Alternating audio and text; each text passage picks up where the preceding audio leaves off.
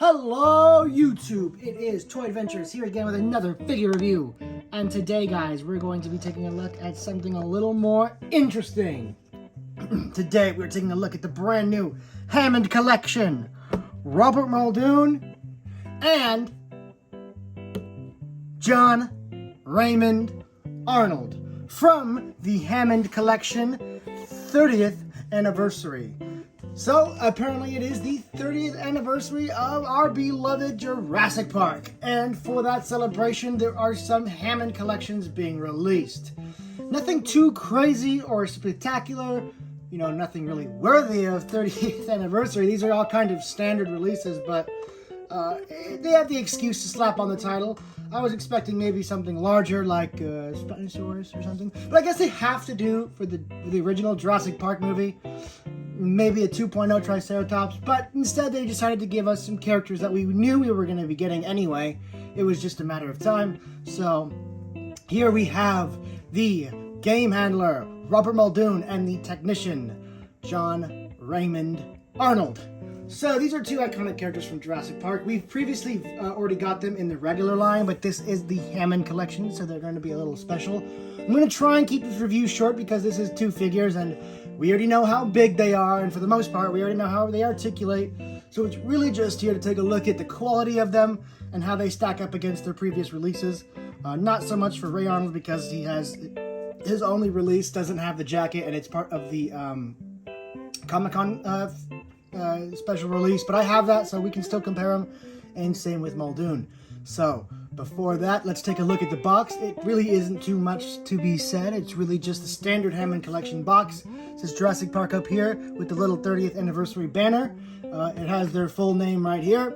Take a look at the side. You do have some nice artwork of the actual toys themselves. This is not an actual picture, but these are, digital renders of the figures. And take a look in the back. We do have bios, but they're not truly bios. They're more of just like quips, and they're very short. So for Robert Muldoon, it says, a skilled hunter himself, Robert Muldoon is no match for the clever velociraptors at Jurassic Park. Funny, but it doesn't tell you what his job is. It doesn't tell you his profession or why he does what he does. It's not really a bio. It just tells you he's a hunter. Woohoo! And he dies by raptors. Wow! Yeah, kind of a pointless little quip. Please just give us a full bio. I mean, this is just kind of sad. It's Jurassic Park, so everyone kind of knows who he is, but a lot of people also don't because not everyone's a super Jurassic nerd like the rest of us. They might not know who Robert Muldoon is, and now they just know he's a skilled hunter himself. They probably don't even know he works for Jurassic Park. He's just a hunter, Anyway, taking a look here at Raymond Arnold, we have unable to go through about 2 million lines of code. John Raymond / Ray Arnold risks life and limb to restore the power systems at Jurassic Park. Hold on to your butts. Keyword on limb. He certainly lost one of those, and he certainly lost his life. Truly tragic, and here we have his figure. Not quite the most action-packed figure, but an iconic and essential character for the movie collection. And as you can see, you get plenty of accessories with each of them. Based? They included his Spas 12? Based? Alright, Mattel. You got my respect for that one. Not many companies have the gonads to acknowledge that firearms exist. A lot of them are afraid of the mere image of them, so an applause to you for actually including his movie-accurate weapon. You haven't done it all the time, but I appreciate you did it here. Anyway, guys, that's it for the box, so let's go ahead and just tear these guys open and see how good they really are. And here is everything out of the boxes, and as you can see, each figure gets a fair amount of accessories. Although I think Muldoon does beat Ray Arnold out by 1. And I really feel like I keep confusing them. Muldoon, I want to call him Muldoon Roland Tembo. Muldoon over here, I feel like is going to be a very hot ticket item. Yeah, he's a distinct character, but some of you may not have thought of this. What you can do is just pop off his head and put on any action figure head, and you can just say, it's a Jurassic Park Ranger now. He's a ranger. He works as a ranger. I don't know if this is the exact ranger outfit for Jurassic Park Rangers, but you could pretend it that way and just have like a little group of rangers walking around.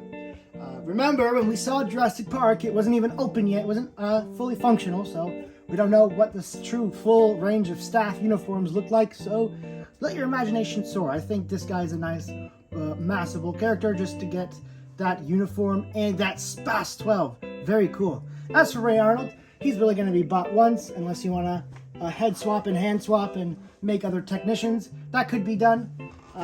Certainly, these two are much more doable with that than like Ellie and Alan and everyone, because those are distinct characters, whereas these are workers. They are distinct characters, but they are also in uniform, so they can be head pop swapped to be switched out with other characters and to make just your own custom characters. That's what I like about these two, is that, you know, these might not languish on shelves like Ellie did. I mean, every Target you go to, they have piles of Ellie at $3 a pop, because once you buy Ellie, you don't need another one. So everyone goes out and buys their Ellie, and now there's just these tons of Ellies languishing on the store shelves. So I feel like characters like these are a little bit more massable. You might want to buy one or two of them just to make customs. They're going to be a lot more successful on the shelf. That aside, let's take a look at the actual figures themselves, starting out with Ray Arnold, because this guy is a little bit more tame of the two, because he's not really action focused. He's your engineer. He sits at your desk and he keeps your park from exploding. As for a likeness, this is really nicely done for the scale. It really does capture early 90s Samuel Jackson. They didn't really paint his glasses too much. There's a little bit of translucent yellow here on the side where it hooks onto the ear. But other than that, usually most of Mattel glasses are just this clear color, which is really inaccurate, and I feel like they really could have pulled that paint off, but they just didn't even try. He does have a nice painted head, bald spot included, so good on you for that attention to detail, Mattel. Got a big old bald spot. Bro, what happened to your head? Anyway, taking a look down the body, everything is so nicely painted. Everything down from the pinstripe shirt, his tie, and the beautifully decaled little Jurassic World logo right there. It almost looks like you took a little water slide yourself and just sprayed it on there. Very nice printing. I very much like tiny little detail printing like that. It just really brings these small characters fully to life. And pretty standard throughout the rest of the body, just pants and shoes. He's got a nicely painted belt. And yeah, so the gimmick of this figure, unlike the Comic-Con one, you can't tear his arm off and to recreate his grisly death scene for a children's toy. What you do is you can pop off the arms. They're not going to be easy. They're not too bad. Pop off the arms, slip off his jacket, and then you can pop on his pinstripe shirt arms and recreate him with his jacket off. Now, personally, for me, I'm going to have him on display with his jacket on, because that is the iconic Ray Arnold look. And of course, he does come with his headset. I'm trying to see if there's any way for it to, like, plug in. I don't think there is. That's really not a good design choice. For something so small that fits over so weakly, there should have been like a little nudge or something for this thing to hook onto to give it just a slightly stronger connection. Right here isn't bad, actually. It's doing pretty good. Actually, you know what? Never mind. With the way the glasses are shaped, you can get it in a certain spot to where it'll stay on comfortably. Not, holding up, well, actually, yeah, even holding up to head articulation. Not too crazy, but you'll have to readjust it. But yeah, it stays on there. Once you get it on there in a certain position, it'll stay on there fairly. It won't be locked on, but it'll stay on fairly. So that's really cool. Definitely love that. Now, I know people want me to go over articulation. I've gone over the articulation for these figures before, and they are all the same. So I'll go over Robert Muldoon's articulation, and not this guy, just because we need to get on to the next figure, but this is solid. I really like this. For the character, this is perfect. 10 out of 10 on this figure. For the character, there's really no accessories they didn't include that they could have. Maybe a torn off arm, but that already came with the other one. And this is more dedicated to just being an accurate representation of Ray Arnold, and I love it because it does that perfectly. So this figure does everything it set out to do. 10 out of 10 on the Ray Arnold. Now let's take a look at the Muldoon. One thing I have to know about the face is the non-hatted face, the one without the hat. You can have a real tough time finding a good-looking face. I found a couple at my store and I was looking through them, and this seemed to be the best. You know who it looks like? It looks like a more pale Jang Bricks, doesn't it? That's who I think of when I think of this. A more pale version of Jang Bricks. What's up, Jang? His printing on his head is not too good. They gave poor Bob Peck even more of a receding hairline. They really did my Dan dirty. And you can see where the molded hair goes, and it's just not quite there. Just a little bit off with the printing. So his hair is even more receding than normal. As for his printing, a wonderfully printed little engine logo. How am I going to get that on camera? It's just so nicely done.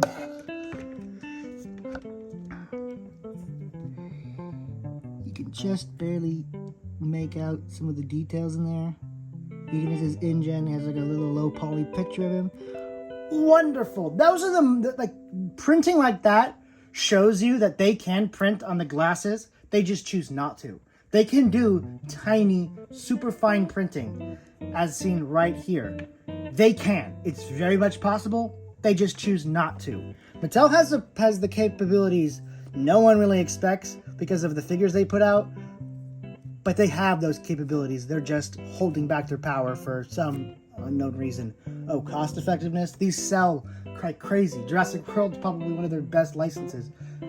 Don't see why they need to cheap out on all these little things around the line. Not on these guys. These guys are great. Anyway, taking a look at the rest of the figure. His coat is separate. That is a nice upgrade from the regular release, which was molded on. Yeah, the paint is just all where it should be. His leg is a little misshapen right here. As you can see, it's like a little bow-legged. I don't know if that's just mine. There's no there's no thigh rotation, even though there technically should be because it's a separate piece plugging into the mold for the shorts. But no, they had the opportunity to easily add one more articulation just for this figure, but I guess they didn't want to break the mold. So yeah, this leg is looking a little bow-legged. It's not looking too good, I gotta say. Maybe that's just my deformed example. You guys have to let me know when you guys get yours if this is the same issue, but this is quite apparent. Not very good. I might have to actually get another one of these guys if this is not a common issue. I might have to go buy one more just to have an actual good example. Anyway, his accessories. Oh, look, he even has a little holster on the back. You know what would have been a fun accessory? Just have that pistol as like an accessory. I know it wasn't in the movie, but it was fun. So he does come with a hatted head, and this hat or head has significantly better printing on it and a better likeness. Look at that. It's like night and day. Sheesh. It's all in the eyes on this head. This head has really bad eyes. And as for his shotgun, I love that they included it, but they gave it this big old obnoxious sling on there, which granted it was accurate, but it's not detachable and it's just in the way. It's just a little obnoxious for trying to do certain poses, but for just holding it like at the hip, it'll be just fine. And speaking of his gun, let's switch out his hands. So he is given 2 extra hands, a trigger finger holding hand, very nice. Star Wars isn't even doing extra hands on their 6-inch figures, but Mattel is. Ooh, that's embarrassing, Hasbro. I would not let that happen to me. Personally, wouldn't let that happen to me. And take off the head to get the classic head on. Insert obligatory line about the Raptors being of above intelligence. And the finger right in there. Shotgun does look a little big for him. Spas 12s aren't too big. Does look a little big for this guy.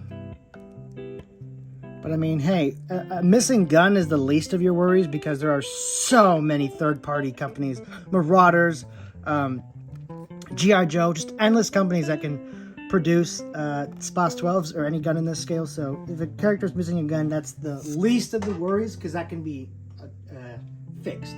It'll cost extra money, but it'll be fixed. So this is about as good as I can get him to hold a shotgun. This hand that is supposed to be for holding it, I think might actually be worse than the default hand. I'm trying to get him in like a good, convincing, actual shooting pose. And it's not going so hot. First of all, the hand he has to hold the gun doesn't really have that great of a grip at all. You have to hold it while you're posing it, otherwise it's just going to keep popping out of the hand. So there you go. There's like the more stalking pose he's known for when he's creeping through the brush. Alright, that does look pretty good. Keep it in this pose exclusively and you won't really notice the bow leg or the issues with holding the weapon. So that's really all I had to say about these two guys. They're both great. I'm going to say that Ray Arnold is actually, at least, okay, this is just for my examples. This is not indicative of the two figures in general. If we're gonna get a perfect condition Muldoon and a perfect condition Ray Arnold, the Muldoon is the actual better figure of these two. Okay, I will admit that. But of these two I reviewed right now, I'm gonna say I like the Ray Arnold just a tiny bit more because no bow leg. Once I get a better Muldoon, that will completely flip. So I guess I should just be fair and just say Muldoon is the better figure, but mine has issues, so I am a little biased. Alright, there's me being perfectly fair. These are still two great action figures, and really, you guys should just be getting them. What's the holdup? Go out and get these guys. They're a little hard to find right now, but give it a week and these will be overflowing at all your targets. Alright, that's just how it goes. The first couple days of these dropping stores, it's a mad panic to go find them. You're searching at all these targets, searching up the numbers, la-da-da-da-da.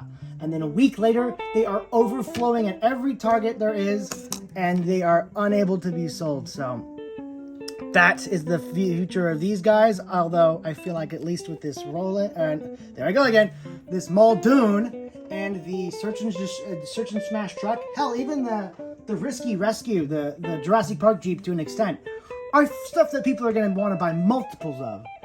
I really think Jurassic Park should be, Mattel should be more interested in characters or figures that you want to buy multiples of. Like the Hammond Collection Raptor and Gallimimus.